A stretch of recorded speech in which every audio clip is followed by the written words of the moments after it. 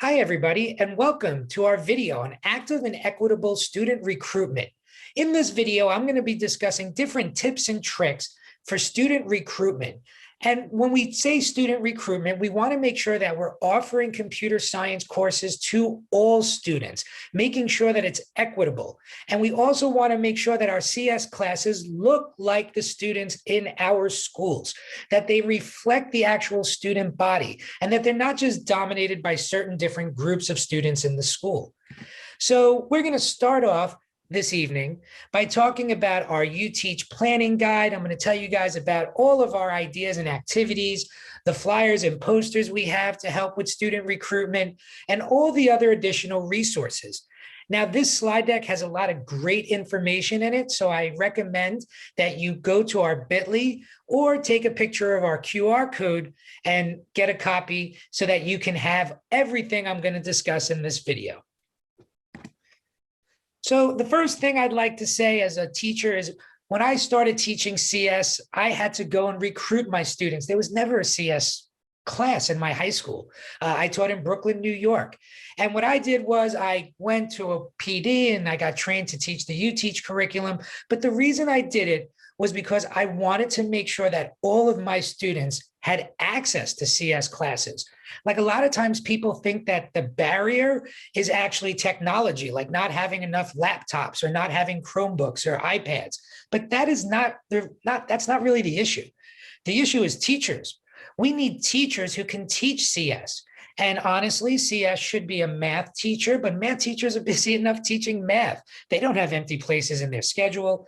And that's where workshops and PDs like UTeach offer for CSP. We're able to take teachers from any background.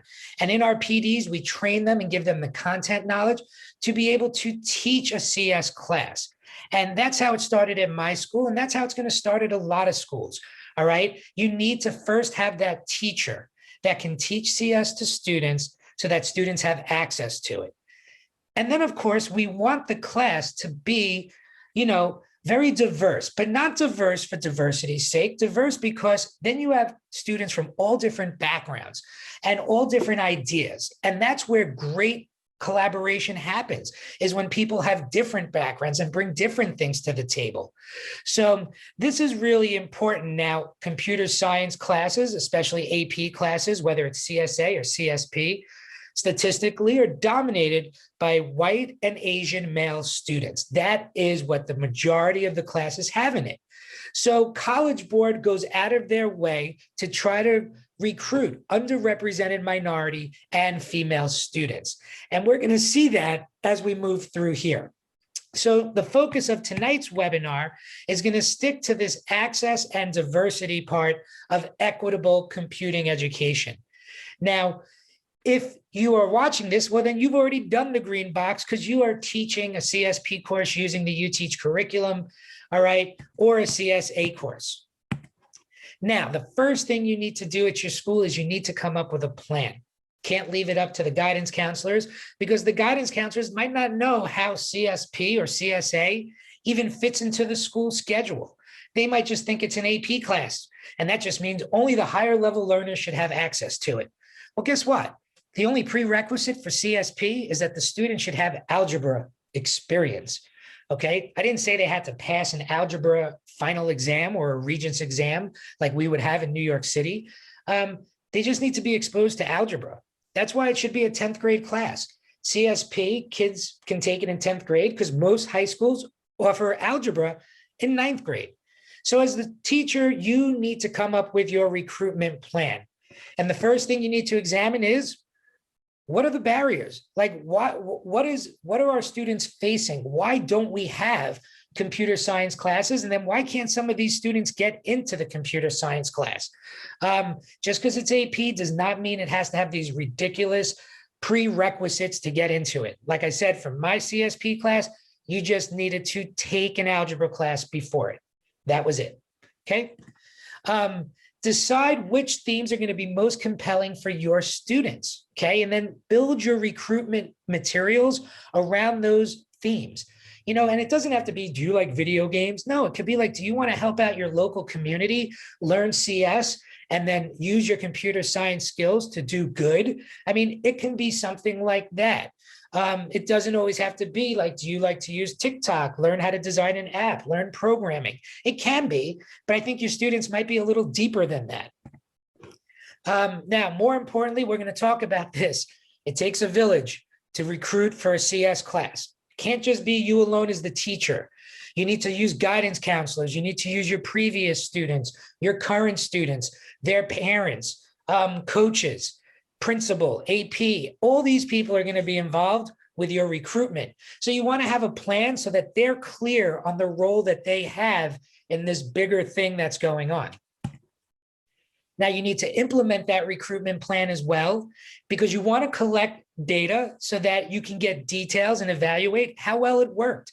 The first year I did recruitment, I then went back the next year and I did a little bit, I looked at my details from the data that I collected, and then I iterated to another recruitment plan. And that's what you're going to do. And then, as always, reflect.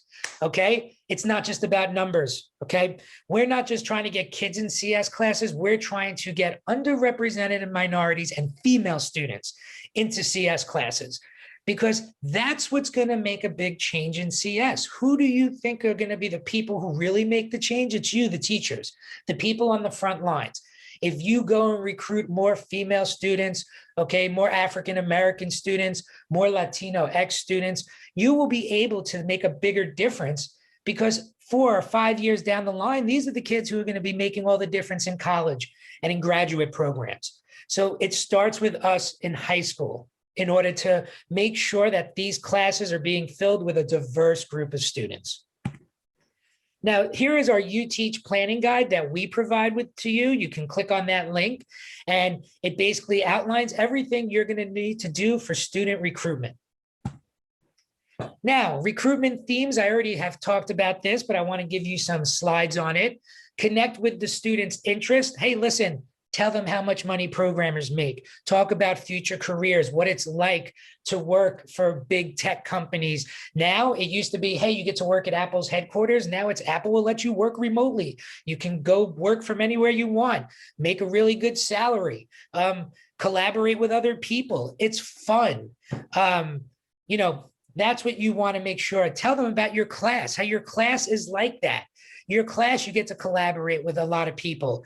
It's project-based instruction. You're going to do a lot of projects and work in groups.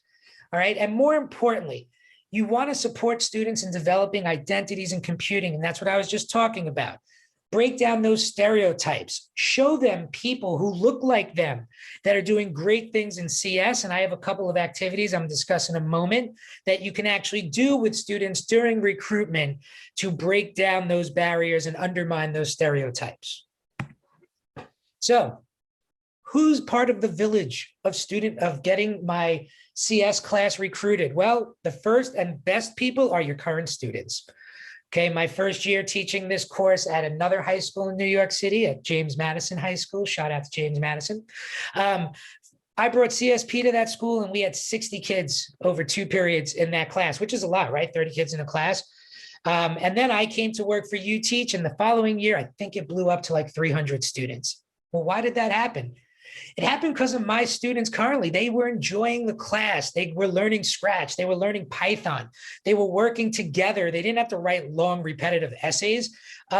It was just something that clicked with them. So when it was time for the AP fair at our school, they went out and told all their friends, come to our table, sign up for this class. This is so much fun. So your former students and your current students are going to be your best salespeople and your pitch people for this. So use them. Okay. Make sure that you go to sport teams, things like that, go to other coaches, talk to other teachers in your school. I used to always ask teachers, can I take over one of your class periods, come in for 45 minutes and talk about my class? All right. And I didn't just do that for like the honors classes. I did it for every class. I would ask the gym teachers if I can come in. I would ask coaches if I can come in and pitch the basketball team on my CS class. That's what we mean about like recruiting from different groups of students. Some teachers would tell you invite students individually. Sometimes I'm not a big fan of this because then the student thinks, wow, the teacher reached out to me. I'm special. No, man, I just thought you might want to learn CS. So if you keep it like that, that's a good thing. But sometimes if students think they're being asked to your class, they might not work as hard. So just keep that in mind. Now, it does take a village. So first thing, you want to reach out to parents, send home flyers. And with parents, same thing like you were doing with the students. Tell them about what jobs exist in CS. But always remember, provide your materials in multiple languages. How are you going to recruit from a diverse student body if all your flyers are in English? I taught in New York, said it a bunch of times. My flyers were written in Mandarin, Farsi, Spanish, okay? There's so many Creole. There's so many different languages that students are going to be speaking at home that their parents don't speak English as a first language. So remember that, okay? Now you need to educate your guidance counselors. Explain what CSP is, what CSA is, when should CSP be taken, when should you do CSA? Talk to your administrators. They don't need the details, but they just need to know that you have classes that offer Scratch and Python in one course and Java in the next. Okay, talk to other teachers because they might be able to cross-discipline a lesson with you where you can work with an English teacher and incorporate CS into it. Or maybe write a program for a math teacher using Python to sort through data that the students collect. Okay, so these are all things that you're going to have to explain to the people in your village. And like we said, set up in-class observations. This is always good. Ask students if they want to come and watch your class for a day. They come in, they watch your students collaborating. They can ask questions. Hey, what's that text on the screen? Oh, that's Python. Let me show you how to do it. Okay, and like we talked about, facilitate a CS activity. It doesn't have to be hour code, like during that special week. Ask another teacher if you can come in and do a quick activity for one period to get their students more involved and interested in CS. And that's what I would like to do now. I want to actually go through a couple of activities, okay? Whether, they're going to be used during hour of code or other things. Now, one quick thing, recruitment events, a lot of schools already do this. You have open houses. You can organize hour of code. I used to have an AP fair for all the AP classes at James Madison High School where we all partook together. You could do CS showcases, plan a field trip. Tech companies love bringing CS students to their cool headquarters to hang out and teach the kids for a day. So just keep in mind, there's all these opportunity at recruitment events that you can be doing recruitment activities. And that's what I'm going to show you right now. We're going to review 4 activities. One is a belonging in CS Kahoot activity that is in the UTeach curriculum. Another one is the robot maze algorithm, also in the UTeach CSP curriculum. A lot of the activities from Unit 2 you can just do with kids who have no experience with coding, and you can be teaching them the basics. I'm going to review some Scratch hour of code challenges. Scratch has activities already designed in Scratch. And then we're going to do the create your own Google logo. That's also a Scratch activity, and that's provided by code.org. So let me just quickly show you the activities I'm discussing here. This is in our UTeach materials. All right, it's under our sense of belonging in CS module, and it is a Kahoot activity. And this is a great activity because basically it's laid out where you would go into a classroom and students would get into groups, and each group would learn about a different underrepresented minority or female group of CS people who are doing great things. So group 1, you can see here, would review articles about African Americans who are doing great things in STEM and in CS. The second group would get into women who are doing great things in CS. The third one talks about equity and inclusion. And the fourth one talks about Latinx students and professionals doing great things in CS. We talk about twin sisters who actually win these computer contests, who are both Latino. They're called the Cyber Twins, the Cyber Code Twins. Parissa Tabriz works for Google. She is actually the good hacker. So her team are the people who actually work for Google who stop the bad hackers. Obviously, if there's evil, there's got to be some good going against them, and that's what Parissa does. So after students get into groups and actually learn about all these role models from different backgrounds in CS, they actually do a Kahoot game. And in this Kahoot game, they get to compete against one another and they get to share what they've learned about all these people. But this is an activity that you can do to recruit people to CS. You can go into a classroom, a math class. And then that way, maybe some students in there who were African-American, who never had interest in CS, can relate to one of these stories they hear and then start to be interested and take your class for the following year. Now, if you just wanted to do a programming activity, this is our robot maze algorithm assignment from Unit 2. This would be real easy for you to facilitate in another classroom with kids who have no experience. You would tell them you're going to show them first how to write an algorithm to move the robot from the blue spot to the red spot. And then you're going to show them how to use a program called Scratch to actually do it in code. And then you could show them how to also add some features like sound and things like that. Now, this is something that you can do in 50 minutes, and it would really hook kids into CS.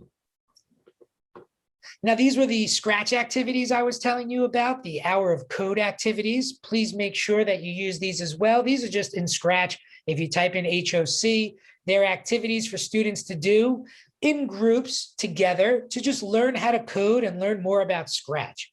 And then Hour of Code has an activity where you can create your own Google logo in Scratch, which is also an activity you can do with people with no experience in another teacher's classroom if they were willing to give you some time, or if a coach was willing to give you some time, or if you were just asking kids in the cafeteria if they'd like to come to the side for 20 minutes for a demo. All these are good recruitment strategies and tips. All right, so now let's go back to our slide deck. And I'm going to finish up our recording on recruitment, but more important, equitable and active recruitment. So UTeach has taken the trouble and taken work off your load by already making up our recruitment flyers. We have CSA flyers and CSP flyers.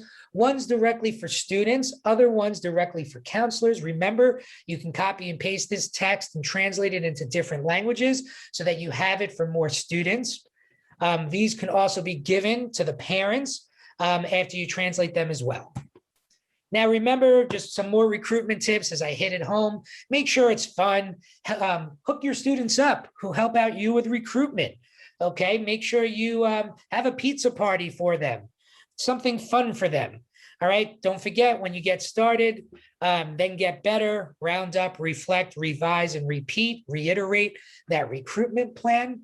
Now, the reason I asked you to download this slide deck is because we have lots of links to great stuff. Here is a link of all posters, articles, and videos that the UTeach team has collected, whether we were attending other conferences or meeting with other people in STEM, or maybe attending live in person. We know a lot of people, and we have gathered all of our resources here for you to be able to use in your class. All right, I wasn't kidding. We have even more resources. So here's some more resources for you to use in your class as well. Now, if you've watched our video on active and equitable recruitment, and it's something that you actually institute in your school, you can earn a micro-credential for this as well. We have a lot of different micro-credentials here from UTeach that you can get through Digital Promise. So if active and equitable recruitment is something you do in your school, earn your micro-credential. All you have to do is do a little bit of paperwork, submit a recording, and then you're able to get this micro-credential. And up until May, May of 2021, you can also win a $50 Amazon gift card for earning a micro-credential from UTeach. Now, we also have micro-credentials in other areas: unplugged computational thinking, peer instruction, pair programming, live coding, rubber duck debugging, and code tracing. So like I said, if you've done any of our activities, they don't even have to be our activities. They can be other providers' activities or your own created activities. But for us, if you've done our Unit 1 here at UTeach, then you've done unplugged computational thinking. You've done the building blocks. You've done peanut butter and jelly algorithm. You've done the password generator. Any of those can be used as evidence for the micro-credential for unplugged computational thinking. Same thing if you've done any code tracing or code debugger activities in Unit 2 or 3. That can be considered code tracing if you've done live coding for your students remotely or in person. So all of these things can be used to earn free micro-credentials. And once again, before May 1st of 2021, you can get a free $50 Amazon gift card. Be in a drawing to win one of those gift cards by completing one of these micro-credentials. All right, so if you have any questions or you want to follow up with anything we talked about, please reach out to us. There's all our reach out information. If you did not get a copy of this slide deck, please go to our bit.ly and make sure you get a copy of it. There's a lot of great links in here. Thank you for listening to our recording on active and equitable student recruitment.